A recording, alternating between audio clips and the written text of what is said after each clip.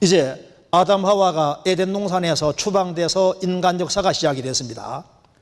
사람들이 많아지면서 죄도 많아져서 노아가 살던 시대가 되면 지구상에 죄가 꽉 차는 시대가 됩니다. 그래서 하나님께서 전 세계를 물로 심판 내리셨는데 죄 때문에 심판하시는 겁니다. 창세기 6장 13절에 하나님이 노아에게 이르시되 모든 혈육 있는 자의 강포가 땅에 가득하므로 그 끝날이 내 앞에 이르렀으니 내가 그들을 땅과 함께 멸하리라. 이 지구상에 폭력이 난무하고 죄가 꽉 찼습니다. 내가 그들을 땅과 함께 멸하리라. 여기 땅과 함께 멸한다는 말은 땅과 함께, 땅도 더러워져서 이 지구 전체를 물속에 집어넣는 걸 말하는 거예요. 지구를 물로 한번 완전히 청소할 걸 말씀하시는 겁니다. 노아 시대 사람들은 먹고 마시고 시집가고 장가하고 폭력이 난무하고 춤추고 놀고 이런 아주 타락한 시대에 하나님께서는 노아라는 사람을 부르셨고 노아에게 방주를 만들라고 명령을 하신 겁니다. 그리고 노아는 방주 만들면서 회개하라고 외쳤지만 아무도 듣지 않았습니다. 동물들이 한 상씩 방주 안에 들어가는 걸 보면서도 아무도 회개치 않았습니다. 베드로전서 3장 20절에 방주에서 물로 말미암아 구원을 얻은 자가 몇 명뿐이니 겨우 8명이라. 사람으로서는 겨우 8명만 들어갔던 거예요. 결국 하나님께서 코로 숨쉬는 동물들을 종교대로 한 상씩 들어가고 난 이후에 그를 닫아 넣으시니라. 하나님이 방주문을 딱 닫았습니다. 예수님 말씀하시기를 내가 문이니 누구든지 나로 말미암아 들어가면 구원을 얻고 들어가고 나오며 꼴을 얻으리라. 이 방주에는 문이 딱 하나밖에 없었습니다. 그러니까 여기 방주에는 문이 딱 하나밖에 없는 거예요. 방주 안에 들어가면 사는 것처럼 정말 그리스도 밖에 있다가 그리스도 안에 들어갈 때 중생 거듭나는 것이 이루어지는 겁니다. 사람들은 노아를 비웃었습니다. 결국에는 하나님 말씀대로 비가 내렸고 지구 전체가 물속에 잠겨서 150일 동안 잠겨 있으니까 코로 숨쉬는 동물과 사람은 다 죽는 거예요. 이때 방주 밖에서 소리를 질렀지만은 또 문 두드렸지만 열리지 않았습니다. 결국은 방주에 탄 동물과 사람 죄하고는 다 죽게 된 거예요. 이것이 어디까지가 사실일까요? 우리 시대에 노아 홍수 사건은 가장 확실한 사실로 아주 생생히 드러납니다. 왜 이 사건이 사실인지를 제가 간단하게 좀 설명드려 보겠습니다. 여기 먼저 홍수의 원인은 죄고 방주의 크기가 기록되어 있는데요. 창세기 6장 15절 16절에 그 노아가 만든 방주의 제도 크기는 이러하니 장이 길이가 300규빗 1규빗이 46.5cm입니다. 길이가 300규빗 광 넓이가 50규빗 고 높이가 30규빗이며 거기 창을 내되 위에서부터 한 규빗을 내고 그물은 옆으로 내고 상중하 3층으로 할지니라. 그래서 계산하면은 길이가 대략 138m 정도가 되고 넓이가 23m 높이가 14m 되는 배가 나옵니다. 그래서 여기 1992년에 해사기술연구소에서 조사를 했는데 노아 방주 이것이 최고 40m 파고에도 안전하다는 결과가 나타났습니다. 상중하 3층으로 성경에서 만들었다고 했습니다. 창문은 위로 냈고요. 노아 방주는 완벽한 선박, 높이 40m 파도에도 안전하다. 첨단 배 만드는 기술보다 우수하다. 학자들이 조사하면서 과연 30m 파도를 견뎌낼까 이것이 궁금했었습니다. 왜냐하면 지구상에서 제일 높은 파도가 30m까지 있었기 때문에 과연 30m 파도를 견딜 수 있을까? 30m 파도 아주 당연히 견딜 수 있고 노방주는 매우 안전한 선박이라는 결과가 나타났습니다. 방주의 안정성은 배 만드는 전문가들도 인정한다. 43m 파도도 끄떡없다. 그러니까 홍수를 피해 만들어진 거예요. 그리고 노아방주는 지구동물 3배 수용 입증이 됩니다. 어떤 사람 생각할 겁니다. 개만 해도 종류가 이렇게 많은데 어떻게 다 들어가나? 근데 아닙니다. 개의 종류가 아무리 많아도 339개 종류의 개가 있어도 한 종입니다. 즉 개 한 쌍이 들어가면 유전법칙에 따라서 이렇게 다 나올 수 있도록 되어 있는 거예요. 개보다 종류가 더 많은 게 말인데 350종류 이상의 말이 있는데 한 종입니다. 말 한 쌍이 들어가서 다 나올 수 있도록 되어 있어요. 또 사람도 그럼 공룡들도 방주에 탔을까? 물론입니다. 성경 욥기에 공룡 얘기가 나오는데 노아 방주에 탔던 게 확실합니다. 그럼 이렇게 큰 기 탔겠네? 그럴 필요 없습니다. 요즘 공룡알이 나오지 않습니까? 공룡알이 나오는데 공룡이 얼마나 작은지 아시죠? 새끼는 되게 작습니다. 공룡 새끼들이 작고 여기 보시면은 태어나서 한 5년 될 때까지는 거의 잘 안 커요. 5년 지나서부터 크기 시작해서 커지기 때문에 방주에 하나님이 들어가게 했기 때문에 큰 것이 들어갈 이유가 없습니다. 성경에 공룡에 대해 자세히 나와 있습니다.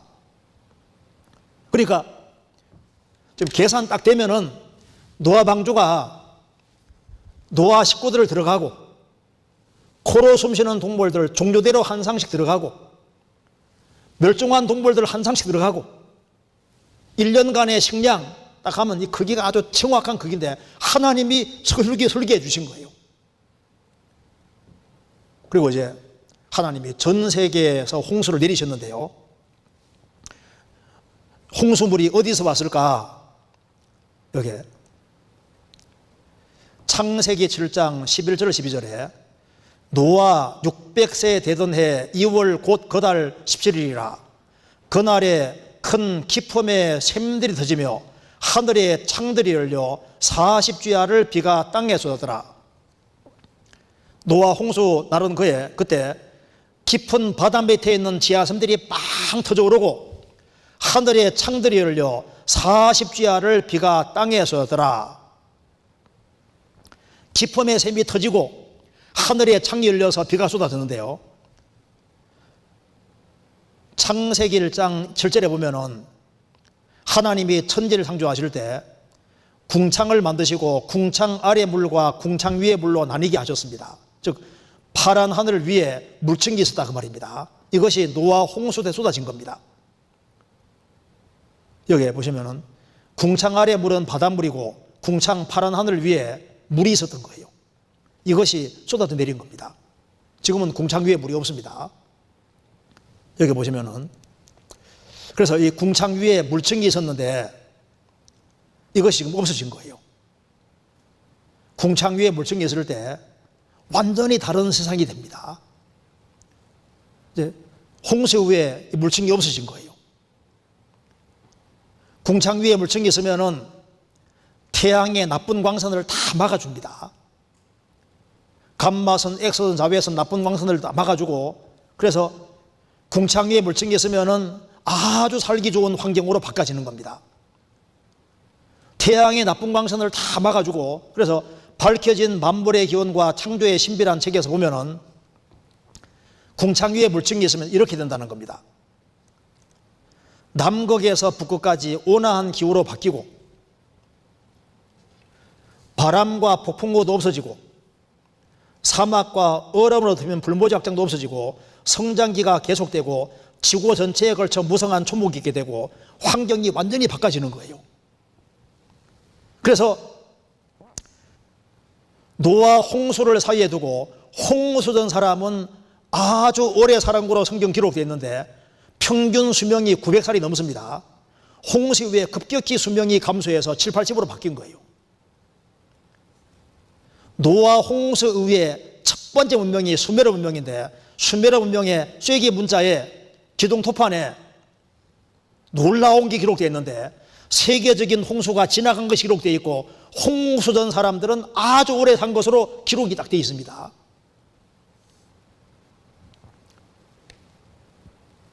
그래서 홍수가 땅을 휩쓸고 홍수가 땅을 휩쓴 후에 왕권이 하늘로부터 두 번째 내려왔고 퀴시 구스가 왕권 자리에 앉게 되었다. 노아 손자입니다. 이게 수메르 왕들 목록 토판에 딱 정확히 나와요.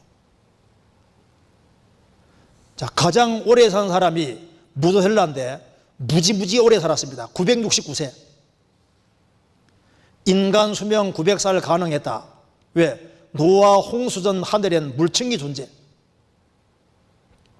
물층이 있으면 충분히 가능하다는 겁니다.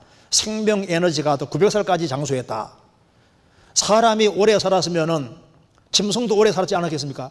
지금 참 놀라운 것은요, 화석 중에 보면은 이렇게 이마가 툭 튀나온 것처럼 눈썹뼈가 툭 튀나오는 사람들이 나오는데, 이게 인간 몸에서 눈썹뼈는 인간이 죽지 않고 살아있는 한 성장 멈추지 않고 계속 자라난 부분이 바로 눈썹뼈랍니다. 그래서 옛날에 아주 오래 살았기 때문에 아주 오래 산 사람들 이게 툭 튀어나와 있거든요. 태고의 세계는 거인족의 세계다. 인간과 공룡은 공존했다. 사실입니다. 참 놀라운 것은 종교대로 나오는데 평균 크기가 2배라는 겁니다. 왜 2배 정도 더 크게 나올까요? 노아 홍수에 오래 살았으니까, 사람도 오래 살았으니까 짐승도 오래 살았던 거예요. 사람 발 보십시오. 얼마나 큰지 보십시오. 공룡 발 옆에 사람 발 찍혀 있습니다. 이 사람 발을 보면은 키가 3m가 넘었을 거라고 합니다. 거인 보폭이 평균 1.8m씩. 사람 발 보세요. 이게 얼마든지 큰 것이 나옵니다. 미국 캔사스주에서는 90cm 되는 발이 나옵니다. 버지니아주에서 나온 거예요. 이런 거 보세요. 남아공 스와질랜드 경계에서 이렇게 1.2m 발이 나옵니다. 사람 뼈도 얼마나 큰지 보세요. 요 뼈가 이렇게 커요. 그러니까 소리 얼마나 크겠어요. 뼈가 훨씬 크게 나옵니다. 여기 이탈리아 석탄광에서 나왔는데 11.6m니까 키가 3.4m입니다. 대퇴골이 나왔는데 120cm입니다. 그래서 비율로 계산하면 이렇게 되는 거예요. 그래서 계산하면은 4.2에 4.8m가 될 거다. 화석도 큰 것이 나옵니다. 벼룩인데 2cm, 거미가 46cm가 넘어요. 잠자리인데 30cm, 이건 60cm 잠자리고 이건 70cm 잠자리입니다. 요 잠자리가 75cm 잠자리인데 지금으로 생각하면은 지금 잠자리보다 150배나 더 무거워요. 이런 것이 화석에 나온다는 건 날아다녔다는 증거지 않습니까? 약 3m니까 약 1m 잠자리입니다.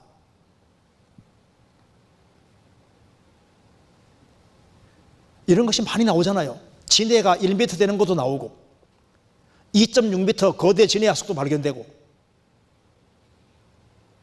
바다 가재인데 2.5m,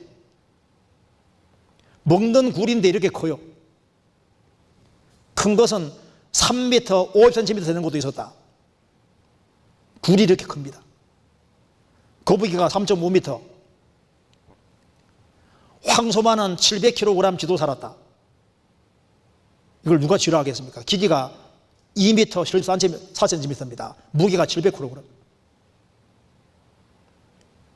뿔 없는 무소 5m 18cm입니다. 지금 현재 악어와 옛날 화석에 나오는 악어 비교해 놓은 겁니다. 나무가 넓은데 척추뼈가 이렇게 커요. 이런 게 얼마든지 나오잖아요. 현재 비보고 화석에 나오는 비보 이렇게 커요. 도롱뇽, 현재 도롱뇽 요만한데 옛날 도롱뇽 이렇게 머리가 커요. 이런 게 뭘 말하는 겁니까? 그러니까 옛날에 사람이 오래 살 때 짐승도 오래 살았던 것이 이게 맞는 거예요. 그리고 이걸 보시겠습니다. 여기 창세기 7장 17절 19절에 홍수가 땅에 40일을 있었는지라 물이 많아져 방주가 땅에서 떠올랐고 물이 더 많아져 땅에 창기라며 방주가 물 위에 더 다녔으며 물이 땅에 더욱 창기라며 천하의 높은 산이 다 덮였더니 지구 전체가 물에 잠겼습니다. 23절에 지면의 모든 생물을 썰어버리시니 곧 사람과 짐승과 기는 것과 공중의 새까지라. 이들은 땅에서 썰어버림을 당하여서되 홀로 노아와 그와 함께 방주에 든 자만 남았더라. 물이 150일을 땅에 창렬하 했더라. 지구 전체가 150일 동안 물에 잠기고 지면에 코로 숨쉬는 것은 다 죽었습니다. 그러니까 지구 전체가 물속에 들어갔는데 150일 동안, 이거 사실이라면 분명히 증거가 있을 겁니다. 이거 보시죠. 베드로후서 3장 3절 6절에 먼저 이것을 알지니 말세에 기롱하는 자들이 와서 자기의 정욕을 쫓아 행하며 기롱하여 가로되 주의 강림하신다는 약속이 어디 있느뇨? 조상들이 잔 후로부터 만물이 처음 창조될 때와 같이 그냥 있다 하니. 사람들이 놀리면서 말합니다. 예수님 재림이 어디 있냐? 만물은 처음 창조될 때와 같이 그냥 있다. 강산은 예나 지금이나 맨 똑같아. 이렇게 말한다는 겁니다. 이는 하늘이 옛적부터 있는 것과 땅이 물에서 나와 물로 성립한 것도 하나님의 말씀으로 된 것을 저희가 불어이으려 함이로다. 지구가 물속에 들어갔다가 물에서부터 나왔다는 것을 일부러 잊으려고 한다. 이로 말미암아 그때의 세상은 물의 넘침으로 멸망하여서되 지구 전체가 물속에 150일 동안 들어갔다가 나온 걸 불어 잊으려고 한다. 지금 지구가 물속에 들어간 게 확실합니다. 자, 왜 그러냐면 제가 간단하게 설명드리겠습니다. 여기 지금 우리가 살고 있는 대륙의 75%가 세디멘터리 락 레이어즈라고 있습니다. 퇴적층으로 되어 있습니다. 75%가 퇴적층이라는 게 뭡니까? 세계적인 홍수로 퇴적돼 생긴 거예요. 지각층의 75%가 퇴적함, 대형 홍수에 받쳐줍니다. 높은 지대에 수억 마리의 물고기가 활수록 증명한다. 그리고 여기 보시면은 지구상의 높은 산맥을 표시해 놨습니다. 지구상에 로키 산맥, 에펄레치아 산맥, 안데 산맥, 그 다음에 히말라야 산맥들이 많이 있는데 지구상의 높은 산맥은 하나같이 생긴 연조가 신생되고 똑같은 시대에 똑같이 생겼고 하나같이 뭐가 나오면 산꼭대기에서 다 뭐가 나옵니까? 바다 속에 있는 화석이 나오는 거예요. 지구상의 가장 높은 산맥들의 산들 꼭대기 산들 속에 다 바다 속의 화석이 왜 나오냐 그 말입니다. 물속에 들어가서 그런 거예요. 그리고 전 세계적으로 물에 의해 생긴 바위층들에 수십억의 죽은 것들이 매장되어 있는데 여기에 황색으로 새로 놓은 게 다 화석 나오는 겁니다. 그러니까 남아메리카, 북아메리카, 중남미, 아프리카, 유럽, 아시아, 오세아니아주, 일본, 한국, 이 지구가 그야말로 납골당이다 그 말입니다. 온갖 종류의 동물들이 한꺼번에 죽은 것이 전 세계적으로 나오는 이유가 뭐냐면 물에 휩쓸려 죽은 거예요. 대규모 화석 무덤 전 세계적입니다. 어류, 공룡, 맘보스, 양서류, 다량의 기타 동물의 거대한 화석층이 전 세계적으로 발견된다. 이러한 현상은 거대한 규모의 대변력을 요구한다. 온갖 종류의 동물들이 한꺼번에 죽은 것이 계속 나오잖아요. 그리고 세계적으로 소금호수들이 그렇게 많고 돌석이 그렇게 많은데 내륙 바다에 웬 소금호수들이 이렇게 많냐 그 말입니다. 소금산도 많고 지구 전체가 150일 동안 물속에 들어갔다가 물러갔기 때문에 그런 거예요. 안데 산맥의 티티카카 호수는 해발이 3,855m인데 다 소금입니다. 소금. 볼리비아 우유니 3,400m인데 소금입니다. 소금. 중국의 청해도 이게 소금 바다입니다. 러시아 트레이치 소금 광산, 소금 굴진에 소금 캐내는 거예요. 소금. 이런 게 전 세계적으로 왜 나올까요? 그리고 세계적으로 석탄이 참 신기합니다. 석탄은 돌멩이 나타나는데 석탄은 왜 탈까요? 석탄의 대부분이 나무 껍질입니다. 나무 껍질. 그런데 세계 석탄 분포를 이게 해놓은 건데요. 여기에 까맣게 칠해놓은 것이 석탄이 나오는 건데, 보시면은 중남미, 남미, 아메리카 대륙, 그 다음에 이쪽에도 그리고 아프리카, 유럽, 아시아, 러시아, 한국, 어디든지 전 세계적으로 석탄이 왜 나올까요? 전 세계가 물에 잠겼기 때문에 나무들이 둥둥 떠다니고 껍질들이 깔아앉고 해가지고 지구가 물이 물러가면서 다 덮인 거예요. 지구 전체가 물에 잠긴 것이 확실한 사실입니다. 지금 여기에 전 세계 어디든지 물에 안 잠긴 곳이 없어요. 우리 한국에 제가 마이산에 가봤는데요. 전북 지난 마이산 완전 내륙입니다. 말기처럼 생겨서 마이산이라고 하는데 좀 가보면 참 신기해요. 동글동글한 자갈이 시멘트를 비빈 것처럼 해서 산을 이루고 있는데,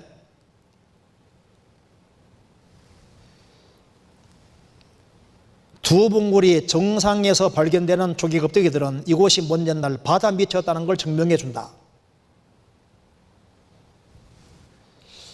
제가 강원도 사람입니다. 장성 태백에 가면은 이게 삼척이고 태백 요게 태백정에서 차로 이게 이제 구몬소까지 600m인데, 해발고도 600m입니다. 해발고도 600m인데 25분 거리인데, 여기에 바다에 사는 조개, 물고기, 삼엽충 등 매우 다양한 화석이 나온다. 삼엽충, 바닷물 속에 있는 것이 나오는 거예요. 삼엽충의 꼬리 부분 화석, 삼엽충 화석입니다. 삼엽충. 그러니까 소금과 물결은 다양한 바다 생물의 화석 등 과거 이곳이 바다에서 무시해 볼 수 있다. 그러니까 한국도 바다 속에 있었고 세계 어디든지 다 바다 속에 들어갔던 거예요. 제가 스페인에 가보니까 스페인 여기 꾸엔카, 마드리드에서 차 몰고 여기 꾸엔카라고 와서 여기 2번 가봤는데요. 참 이게 물속에 완전히 들어갔다가 나간 겁니다. 여기에 화석이 무지성 나오는데 제가 2번에 걸쳐서 찍었습니다. 처음 가 찍었을 때가 바로 이겁니다. 2번째 가서 찍은 것이 바로 이거예요. 왜 이런 것들이 산에서 나올까요?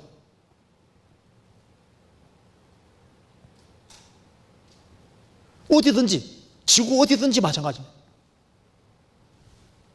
그리고 세계적인 홍수가 있었고 물이 물러가면서 방주가 아라라산에 머물렀는데,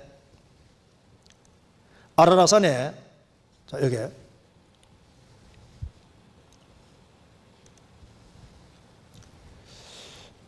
노아방주는 아라라산에 머물렀다. 창세기 8장 서전에 7월 곧 그달 7일에 방주가 아라라산에 머물렀으며, 아라라산에 노아방주가 있습니다. 이 터키에 가면 아라라산이 있는데 5,165m입니다. 아라라산. 성경과 똑같은 산입니다. 여기에 우주 비행사들의 아라라산 탐험 노아방주는 사실이었다. 노아방주는 실제로 있었다. 인공위성과 성서의 신비 노아방주는 아라라산 등 얼음 속에 있다. 노아방주 터키 아라라산 찾았다. 구약 성서 나오는 거 모양 크기 같아. 방주를 목격한 사람도 많고 방주에 관한 책도 많은데요. 제가 간단하게 요약해 드리겠습니다. 노아방주 목격자들 역사 기록에 쭉 나오니까요. 기원전 475년 역사학자인 베로수스는 아라라산을 방문하여 한눈에 방주를 알아봤다고 하며 자세한 관찰 기록을 남기고 있습니다. 기원전 30년 에집트 역사학자 아라마누스도 아라라산의 방주 목격담을 보고하고 있고, 헤롯 대왕의 전기 작가였던 다메섹의 니콜라스도 방주 목격담을 기록하면서 그곳에 아직도 방주를 만들던 목재들이 남아있다고 기록하고 있습니다. 1902년에 아르메니아 소년 조지 하고피아는 유난히 따뜻한 날씨 덕분에 삼촌과 같이 방주의 내부를 자세히 관찰하고 노년에 사파가 알프레드 리 박사 통해서 그림으로 남기고 있는데 바로 이겁니다. 하고피안이 화가쉽게 그려보게 한 겁니다.